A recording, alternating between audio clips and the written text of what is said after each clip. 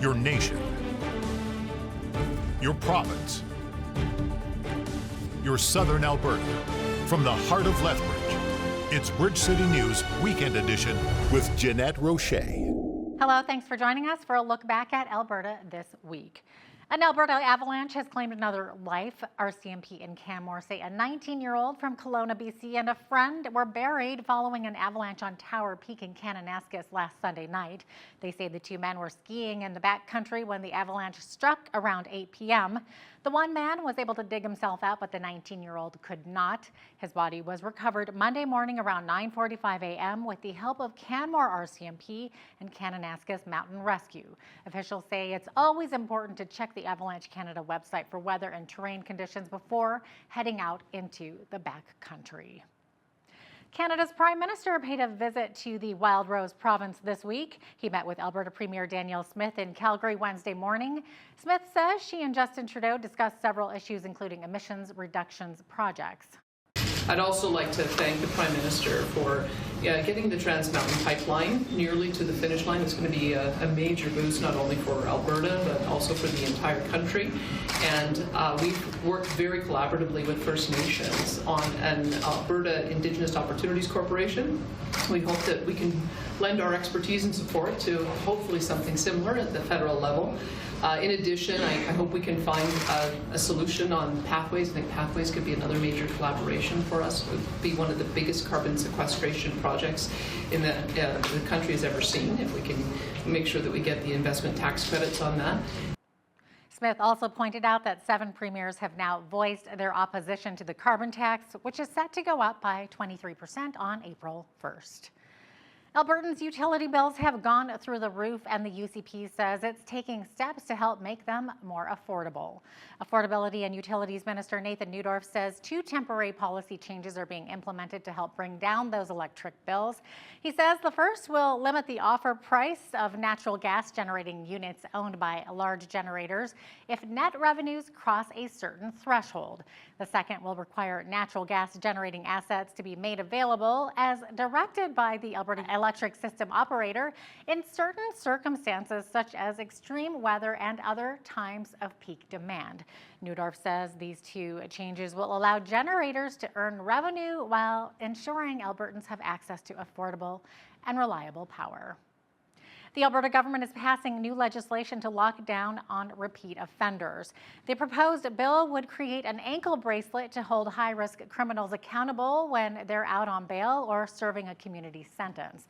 Public Safety Minister Mike Ellis says the province is also looking at a new police agency, but says it would not replace the RCMP in Alberta.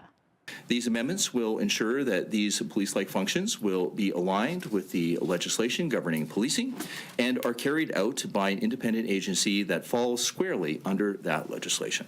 The sheriffs will also carry out these functions in a way that is transparent and accountable, something that Albertans expect of all their police services.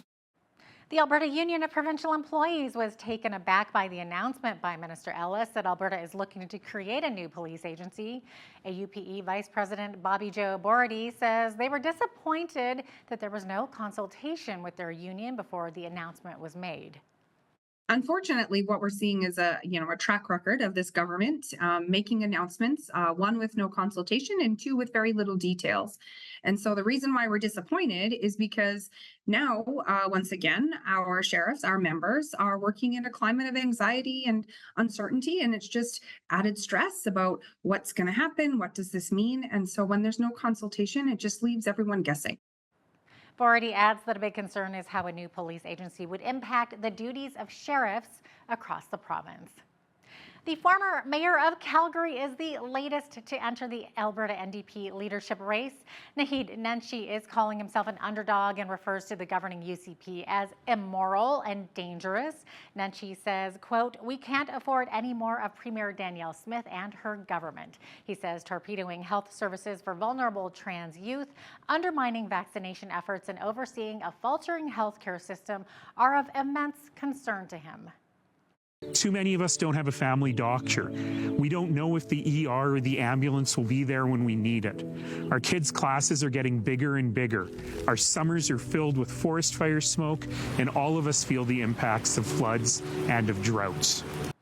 The 52-year-old is now the sixth contender vying for the opposition's top position. We'll have more on that after the break. Also coming up, it seems the Alberta government is not giving those promised tax cuts to Albertans just yet. So what's going on? Find out after the break. In order to implement a tax cut, that obviously would have cost the government some revenue.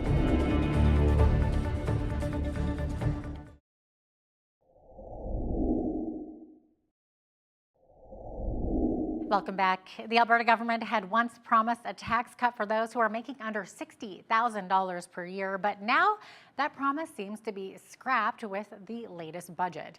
However, legislative reporter Tyler Dawson says it might not be quite a dead issue.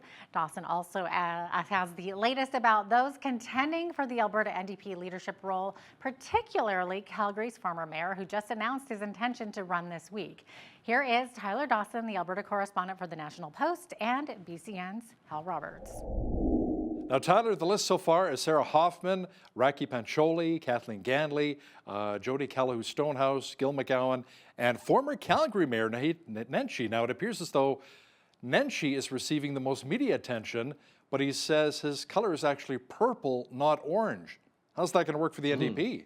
Nenshi is a bit of an outsider candidate here, which is actually, there's a parallel to be drawn with the UCP leadership race in the summer of 2022, because Danielle Smith was a little bit of a UCP outsider when she came in. So he, I think, has shaken the race up a little bit. I think Gil McGowan has too. He's the sort of firebrand president of the Alberta Federation of Labor, and he's always sort of been in, NDP circles, but he's a bit more spice maybe than your average NDP member might want. So Nenshi is going to be really interesting because, and I think we've talked about it before, there's always this tension within parties of, do you want to move to the center to try and appeal to the broadest range of voters possible, or do you want to, stake out some pretty firm ideological positions? We see this in the United Conservative Party with, the tensions with Take Back Alberta, for example.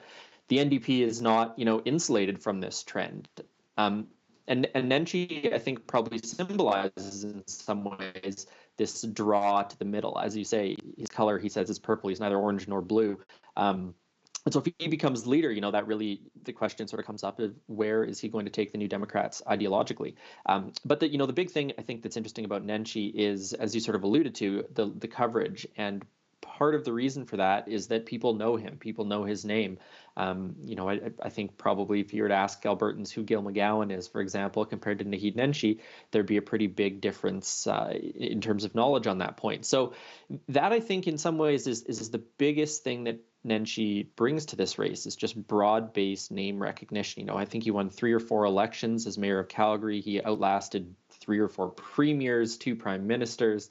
He's been around for a long time, and everyone knows who he is. So that, I think, is really going to matter. The question is going to be sort of how many new members are signing up, how many old members is Nenshi going to be able to bring over to his side, and does the imperative of having a leader who can maybe have a better shot at beating Danielle Smith, is that the most important thing for members of the party? So I think he's really shaken up the race, but it's also quite a good crew in the sense that you have relatively diverse representation of the geographic regions in Alberta. Now, you mentioned Take Back Alberta earlier, Tyler, and I've noticed lately that Danielle Smith is kind of distancing herself a little bit more from the folks with Take Back Alberta. Why do you think that is? Well, I think it probably has to do with the tone that the Take Back Alberta founder and leader David Parker has taken over the past few weeks. There's been a couple really nasty personal attacks made by Parker against Nenshi, Sarah Hoffman, and he's just sort of become a little bit more of a toxic political figure, I think, than he has been in the past year or so.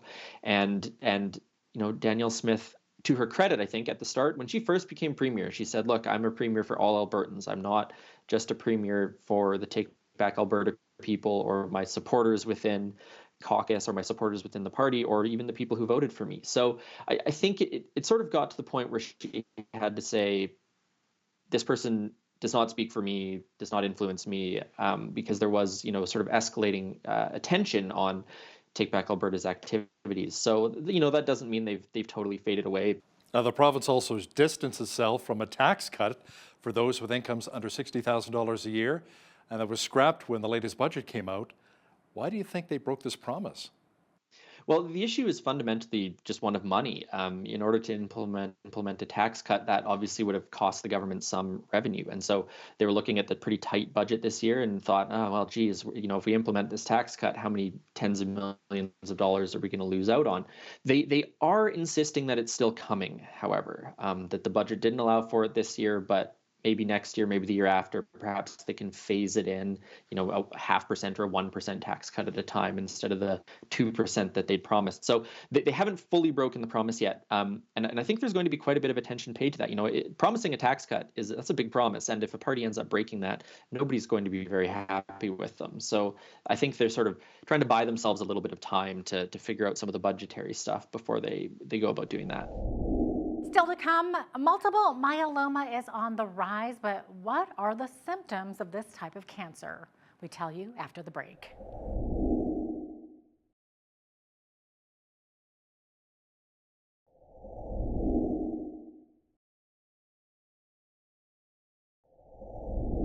Multiple myeloma is a cancer of the plasma cells, which are found in the bone marrow and are an important part of your immune system. This is Multiple Myeloma Awareness Month, and we want to shed some light on this incurable disease with no known cause. Brian Treadwell shares his own journey through his treatment with BCN's Naveen Day. Though classified as a rare disease, myeloma is the second most common form of blood cancer. In 2022, nearly 4,000 Canadians were diagnosed with myeloma, and currently 11 Canadians are diagnosed every day with the disease. Wow. Yeah. So as far as myeloma itself, and here's the medical part, and I don't want to get too medical on it, but it's a blood cancer associated with the abnormal behavior of uncontrolled growth of plasma cells. That's the white blood cell. Plasma cells are made in the spongy part of your bone, and they're an important part of your immune system because they produce the antibodies. Okay, and in myeloma, too many plasma cells are produced and they crowd out the good cells like red blood cells and platelets that our body needs to keep us healthy.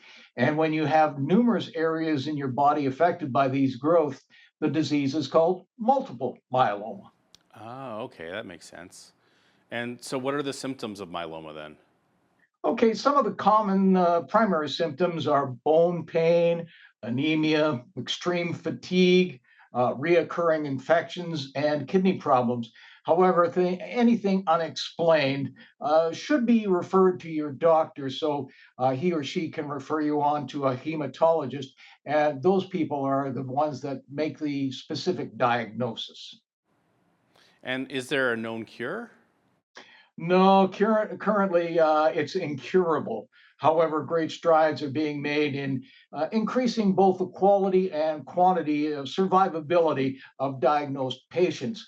A decade ago, the survivability was about 5 years, but now with research and new drugs and treatments, people are living 5, 10, 15, 20 years and longer past their initial diagnosis. So Wow. That's the good news.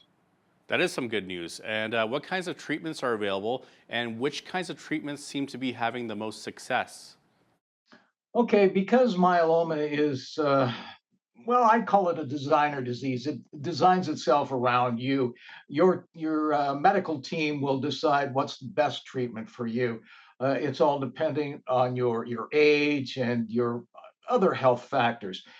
You may have a stem cell transplant or not. I had a stem cell transplant.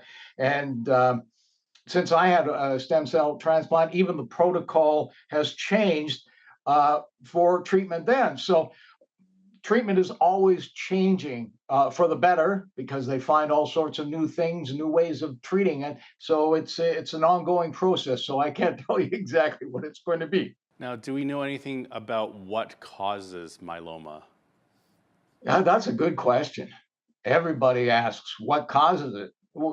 We really don't know. We really don't know. Some say the environment. Others say it could be pesticides. We're not really sure. And going back to living with myeloma, Mm. in your experience, was there pain, discomfort?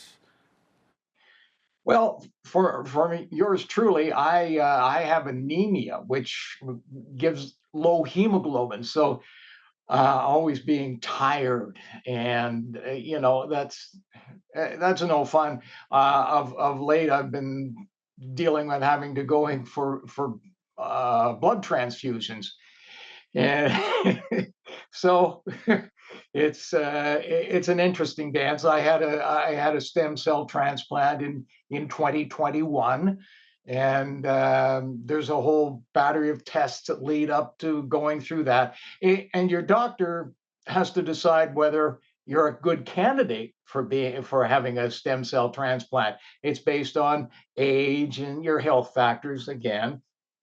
Now they're treating based on that whether you have a stem cell transplant or whether you don't, and your drugs that you take are adjusted specifically for that. So as far as day-to-day life, there's good days, there's bad days, there's in-between days. So you just, as Christy Lane sang, one day at a time. Well, we just heard from Brian Treadwell about his journey through plasma cell cancer. And up next, we find out why it's so important to donate blood plasma. But first, a quick break.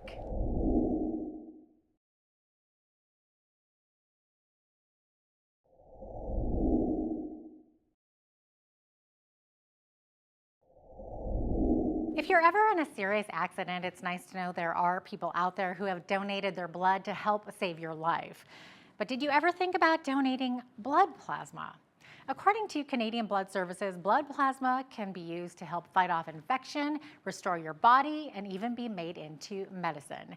And blood clinics are in serious need of donors. Take a look.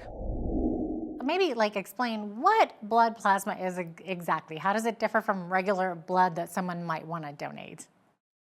So plasma is a protein-rich yellow liquid that helps blood components like your red cells, your white cells, and your platelets circulate throughout your body. Plasma is 55% of your total blood volume, and what it does is it helps your body repair and heal tissue and helps fight infections. Okay, so it's better to fight infections with the plasma instead of with the blood, basically? Certain infections, so a lot of chronic health conditions, for example, kidney disease, liver disease, nervous system disorder, they require the medications that are made from plasma to help fight these chronic health conditions that they do have. Okay, now that's fascinating. Now, is there a process that a patient has to go through in order to be administered, like in order for plasma to be administered to patients? What's the process there? Absolutely. So once our plasma is collected, it's all sent to our fractionator. First, it's frozen, and then it's sent to our fractionator and made into medications. This process of making it into medications does take about 9 months. So it's made into these plasma protein products medications, and the most common one is IVIG. And once that medication is made, then it is given to the patients for whichever health condition they have. Okay, so plasma is actually made into medication. Yes, our plasma here is, yeah. Yeah, that is wild. Absolutely. Now, does plasma have different types, kind of like blood types? We always hear of A positive and B. Is plasma the same? It is not. So for plasma, there aren't any types. It's all just pooled together. But if people are interested in knowing what blood type they are, when they come in for that first donation, after they donate, they will find out within 48 hours what their blood type is as well. Because I know people always like to know which blood type they are. Yeah, exactly. So who maybe is not able to donate plasma? Are there certain restrictions?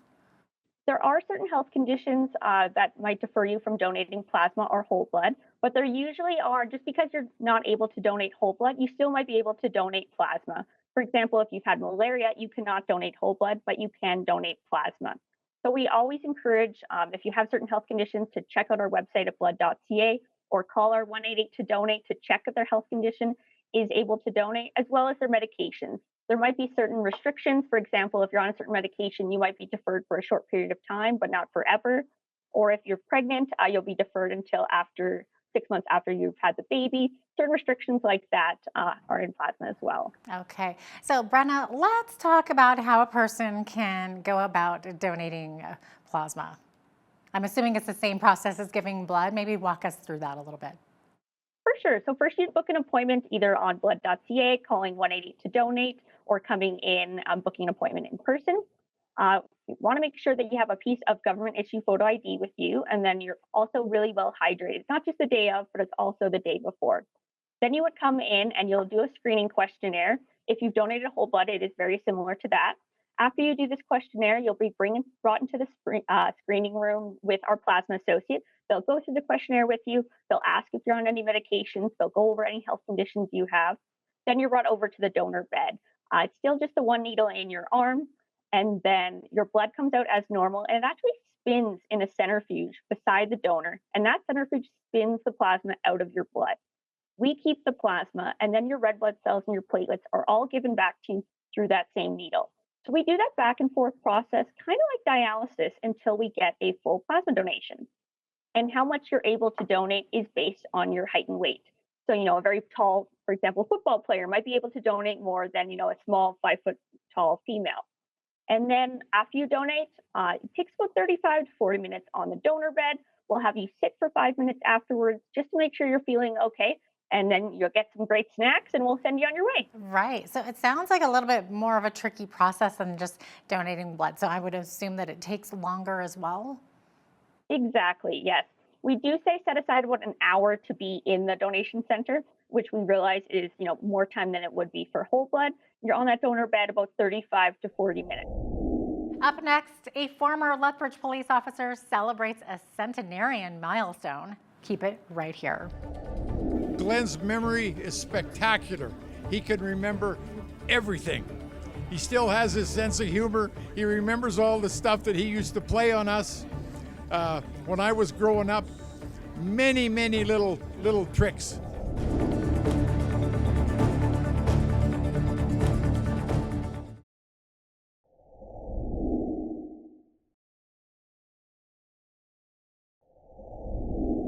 Well, a week to celebrate Indigenous culture kicked off Monday morning at the University of Lethbridge, and it included a colorful powwow.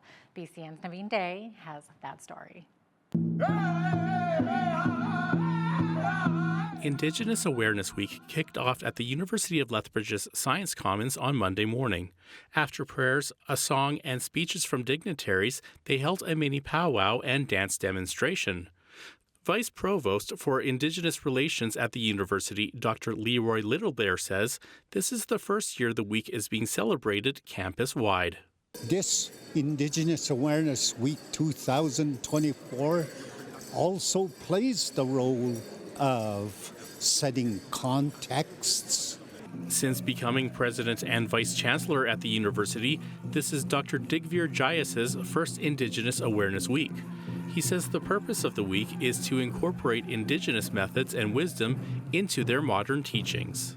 So the Indigenous Awareness Week really is to expose all students, Indigenous as well as non-Indigenous students, to Indigenous way of doing things and how to then incorporate those Indigenous perspectives in our research work, in our teaching, in our community engagement. So that has been the purpose. And although it's a week-long event, but I think our commitment to working with the Indigenous people continues throughout the year. In addition to the kickoff of Indigenous Awareness Week, the Faculty of Fine Arts was given a traditional Blackfoot name, which when translated into English means fancy writer. I'm new to the University of Lethbridge. I started my role in July, and so I think for me, the gifting of a Blackfoot name recognizes a lot of the work that faculty members and that previous leadership in the faculty did to contribute to reconciliation. And I think for me, what the gifting of a Blackfoot name means is a responsibility, a very joyful responsibility for the faculty to continue to contribute to reconciliation, to decolonial practices, and really to supporting best possible educational outcomes for Blackfoot students and for Indigenous students in fine arts.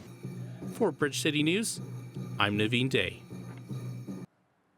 Well, a former superintendent with the Lethbridge Police Service is the city's newest centenarian. The LPS Veterans Association joined Glenn Mickelson Thursday as he blew out 100 candles on his birthday cake. Mickelson began his policing career with the RCMP in 1947 and served until 1950. He then joined the Lethbridge Police Force in 1950, rising through the ranks and retired as superintendent in 1984. He was one of the first members of the LPS Forensic Identification Unit and was the first commander of the Special Weapons, Tactics, and Sniper Team back in 1974. Wow. Mickelson says one thing he really enjoyed during his career as a police officer with the RCMP was being able to ride a horse, something that was right up his alley for a kid who grew up on the farm. We started a 1948 musical ride, and they gave me a horse. They knew I was from the farm, and I could ride horses and everything. And they gave me a horse that had never been ridden before, and they wanted me to break it and train it. It was a beautiful horse. I remember Inspector Bly and Staff Sergeant Walker. They was up in a cubicle. They'd watch me getting bucked off this horse. Glenn's memory is spectacular. He can remember everything. He still has his sense of humor. He remembers all the stuff that he used to play on us. When I was growing up, many little tricks. And every time we get together, we talk about all this stuff. His memory is just spectacular. That's so sweet. The special 100th birthday celebration for Glenn Mickelson took place at the Newscast Seniors Center. Happy birthday to you, Glenn. Well, the 3-day Southern Alberta Home, Garden and Leisure Show kicked off this week at the Agri-Food Hub and Trade Center in Lethbridge. Bridget Mearns is the executive officer of Build, who organized the event. She says the show has something for everyone.